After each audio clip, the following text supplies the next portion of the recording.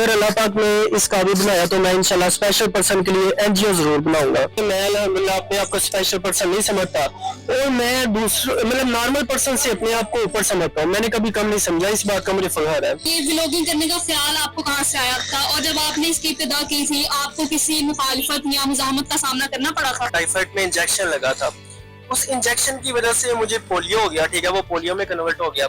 تو ڈاکٹروں نے ایک اور جون سا ہے وہ گھر والوں کو ڈر دے دیا جی کہ اب 24 گھنٹے تک یہ مر جائے گا. تو جوان نسل کے لیے کہ یار اللہ پاک نے آپ لوگوں کو ہاتھوں دیے ہیں, ٹھیک ہے, تو آپ بجائے وہ کیا کہتے ہیں مایوس ہونے کے, آپ کچھ نہ کچھ کرنے کی کوشش کریں.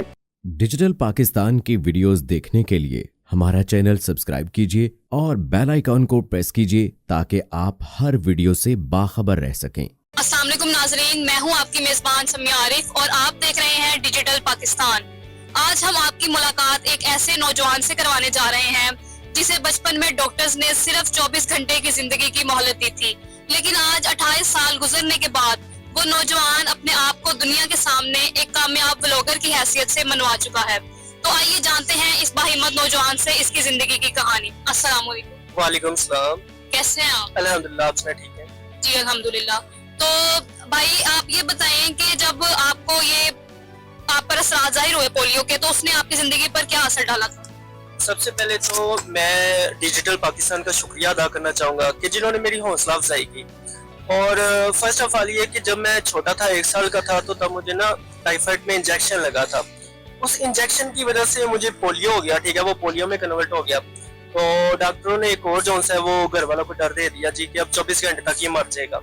لیکن میں الحمدللہ آج 28 سال ہو گئے ہیں. ٹھیک ہے, تو میں الحمدللہ بالکل ٹھیک ہوں. تو میرا میسج یہی ہے کہ کبھی بھی نہ اس طرح کی پیشگوئی پہ نا یقین نہیں کرنا چاہیے, کیونکہ زندگی اور موت جون سی ہے وہ اللہ پاک کے ہاتھ میں ہے. شہریار بھائی, آپ کی فیملی نے آپ کے لیے جو قربانیاں دی ان میں سب سے زیادہ قریب کیا ہے آپ کے دل کے؟ میرے لیے سب سے زیادہ قریب یہ ہے کہ پہلے میں اس قابل بھی نہیں تھا. ٹھیک ہے, میری گردن جو تھی وہ گری رہتی تھی, ایک بازو کام نہیں تھا کرتا.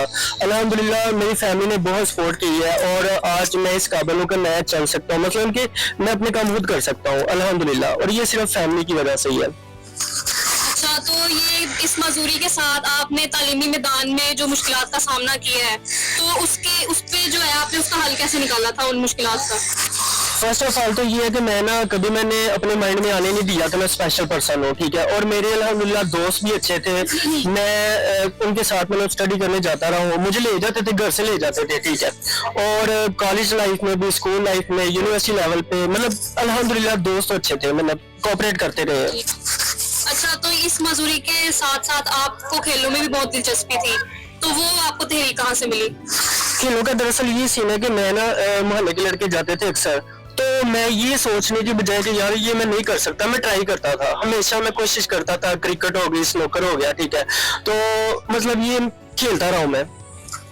آپ نے 6 مختلف طرح کے ڈپلومے کیے ہوئے ہیں, تو ان میں جو سب سے زیادہ کون سا آپ کو مشکل لگا تھا اور سب سے زیادہ فائدہ مند کیا آپ کے لیے ان ڈپلومے میں سے ثابت ہوا ہے؟ سب سے پہلے تو یہ ہے کہ جو 6 ڈپلومے کیے ہیں نا, اس میں ڈیجیٹل مارکیٹنگ جو ہے نا وہ بہترین ہے.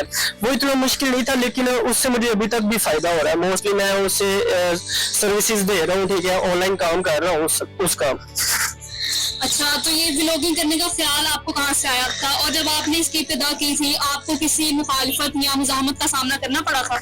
جی بالکل, ظاہر سی بات ہے, مثلاً کہ بہت زیادہ مشکلات آتی ہیں, اور سب سے بڑی بات ہے پاکستان میں نا ایک نارمل پرسن کو کوئی اپریشیٹ نہیں کرتا.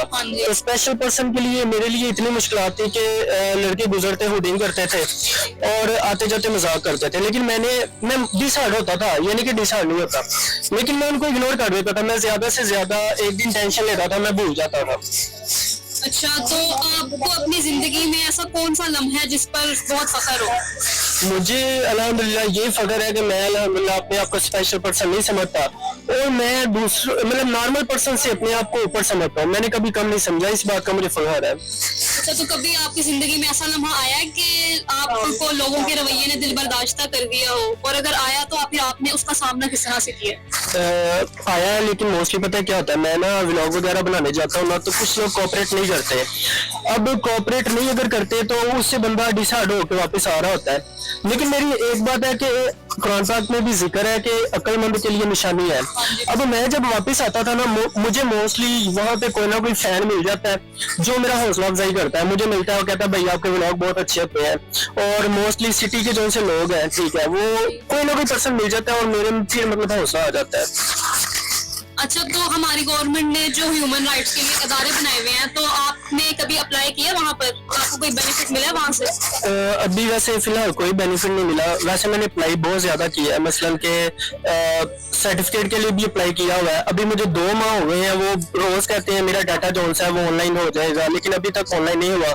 उन्हें जब भी कॉल करें वो यही कहते हैं अभी प्रोसेस चल रहा है, ठीक है, आप 10 दिन और करें, 20 दिन और वेट करें। तो आप हुकूमत को इस बारे में क्या फिर कहना चाहेंगे? मैं हुकूमत को यही कहना चाहूंगा कि आपने इदारे जरूर बनाए हुए, लेकिन इस पे ना थोड़ा सा कोऑपरेट करें कि जो से स्पेशल पर्सन है ना उनको राइट्स उनके मतलब नहीं मिल रहे। और ज्यादातर लोग जो से वो अगर तो उनको उनके घर में आकर राइट्स मिलना, जैसे अब नादरा वालों ने कोई सर्विस चलाई है, ठीक है, आपके घर जाकर वो ID कार्ड बना सकते हैं। इसी तरह अगर घर जाए तो और ज्यादा बेहतर होगा। अच्छा, तो शहरियार भाई, आपने बताया था कि आपको बेस्ट टीचर का अवार्ड भी मिल चुका है। तो जब आपको बेस्ट टीचर का अवार्ड मिला तो उसने आपकी जिंदगी पर क्या असर डाला था और उस वक्त आपके क्या एहसास थे? उस वक्त ये है कि मुझे ना जब बेस्ट टीचर का अवार्ड मिला तो मेरे लिए काबिल फख्र था, क्योंकि ये मतलब अवार्ड जो है इसके लिए बहुत ज्यादा मेहनत होती है, ठीक है। और मोस्टली जो है मैं सोचता था कि यार आई एम मतलब मैं स्पेशल पर्सन नहीं हूँ, ठीक है, मैंने कभी नहीं सोचा, मुझे इस बात का फख्र होता था। अच्छा, तो आप अपनी कहानी के जरिए दुनिया को क्या पैगाम देना चाहेंगे? मेरा नौजवान नस्ल के लिए और जो मतलब नौजवान है और स्पेशल पर्सन है उनके लिए ये मैसेज है, फर्स्ट ऑफ ऑल तो स्पेशल पर्सन के लिए, ठीक है, कि देखिए अगर एक पर्सन है ना वो 20 साल हो गए, 30 साल हो गए हैं, वो चारपाई पे है, तो किसी को कोई फर्क नहीं पड़ता। आप अगर कोई एक्सपायर हो जाता है तो खुदा ना ऐसा कोई एक्सपायर हो जाता है तो फिर कोई 1 वीक 2 वीक जो से वो सैड हो जाते हैं, लोग भूल जाते हैं, कोई किसी के पीछे नहीं मरता। तो लिहाजा आप अपने कंफर्ट जोन से बाहर निकले और कुछ ना कुछ करने के लिए कोशिश करें। और नौजवान नस्ल के लिए कि यार अल्लाह पाक ने आप लोगों को हाथ पांव दिए हैं, ठीक है, तो आप बजाय वो क्या कहते हैं मायूस होने के, आप कुछ ना कुछ करने की कोशिश करें। तो कभी भी अल्लाह पाक ना आपकी मेहनत जाया नहीं करते, मेहनत जरूर करनी चाहिए। चलो शहरियार भाई, जो आपका YouTube चैनल है, आप जरा हमारे नाज़रीन को बता देंगे वो किस नाम से है?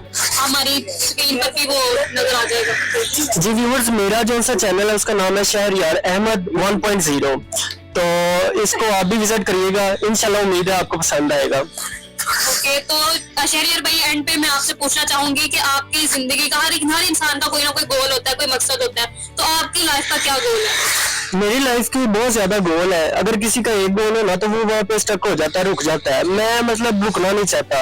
ये सीन है कि इंशाल्लाह अगर अल्लाह पाक ने इस काबिल बनाया तो मैं इंशाल्लाह स्पेशल पर्सन के लिए NGO जरूर बनाऊंगा। अच्छा, ये तो आपको पता ही था कि आप माजूर हैं, लेकिन ये ख्याल आपको किस वक्त आया कि आप माजूर होने के बावजूद भी कुछ ना कुछ कर सकते हैं अपनी जिंदगी में? क्योंकि ऐसे बहुत से लोग हैं जो माजूर हैं और वो कुछ भी नहीं करते, वो घर बैठे होते हैं, या फिर हम उन्हें देखते हैं कि वो सड़कों पे मांग रहे होते हैं, कुछ इस तरह के होते हैं। तो आपको ये ख्याल कैसे आया कि मैं अपनी जिंदगी में कुछ कर सकता हूँ, कुछ बन सकता हूँ? पहली बात तो ये है कि जो मजदूर होता है ना वो मतलब मेंटली होता है। एक बंदा है उसके हाथ पांव बिल्कुल ठीक है, वो चल सकता है, काम कर सकता है, लेकिन वो उसके बावजूद वो जो है वो ज़हन पे सवार कर लेता है, मैं कुछ नहीं कर सकता, तो वो मजबूर है। और एक बंदा मेंटली है तो वो मजबूर है, ठीक है। फिजिकली जब तक आप सोचेंगे नहीं ना कि आप कुछ नहीं कर सकते या मजबूर है, तब तक कुछ भी नहीं होता। सारा जो है ना ये दिमाग की गेम है। तो बस इतने कहना चाहूँगा। बहुत अच्छी आपकी सोच है और यही सोच हर इंसान की होनी चाहिए। जी, तो नाजरीन, ये थे हमारे साथ शहरियार भाई, और इन्होंने ना सिर्फ मौत को शिकस्त दी बल्कि अपनी जिस्मानी माजूरी के बावजूद जिंदगी में कई हुनर सीखे। और इनकी कहानी से हमें ये साबित होता है, ये सबक मिलता है कि अगर इंसान कोशिश करे तो वो अपनी किस्मत को बेहतर से बेहतर बना सकता है। तो इंसान को अपनी जिंदगी में किसी भी मरहले पर शिकस्त नहीं हारनी चाहिए। तो इसी के साथ अब अपनी मेजबान समिया आरिफ को दें इजाजत, और अगली वीडियो के लिए देखते रहें डिजिटल पाकिस्तान। अल्लाह हाफिज।